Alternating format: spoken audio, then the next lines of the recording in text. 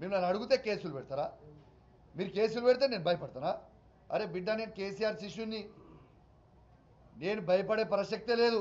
మీరు ఇట్లాంటి 100 కేసులు పెట్టుకున్నా కూడా మీరు ప్రజలకి హామీ ఇచ్చిన 6 గ్యారెంటీలు ఇచ్చే వరకు మేము కేసీఆర్ గారి నాయకత్వంలో ప్రశ్నిస్తూనే ఉంటాం, మిమ్మల్ని అడుగుతూనే ఉంటాం.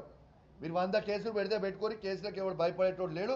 మీరు బాగా ఇబ్బంది పెట్టి కేసులు పెట్టినా కూడా మా హుజురాబాద్ నియోజకవర్గ ప్రజల కోసం, తెలంగాణ ప్రజల కోసం మీరు మమ్మల్ని జైల్లో పెట్టినా కూడా జైలుకు పోవడానికి కూడా నేను సిద్ధంగా ఉన్నా. మీకు కేసులకి భయపడేటోడు కాదు. ఖచ్చితంగా మీ 6 గ్యారెంటీలు ఇచ్చే వరకు నా గొంతు విప్తూనే ఉంటా, మిమ్మల్ని ప్రశ్నిస్తూనే ఉంటా, మీకు అడ్డము తిరుగుతూనే ఉంటా. ఇంకో సంవత్సరం అయితే డైరెక్ట్గానే, ఇండైరెక్ట్గా ఏముండదు. ఇంకా మీరు ఇవ్వకపోతే ఇంకో సంవత్సరం వరకు ఓపెన్గా వెయిట్ చేస్తాం.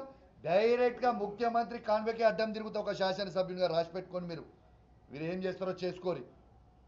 పోలీసు వాళ్ళని వాడుకొని లాఠీ దెబ్బలు తినడానికి కూడా మేము రెడీగా ఉన్నాం. మళ్ళా మేము 5 ఏళ్ల తర్వాత అధికారంకి వస్తాం.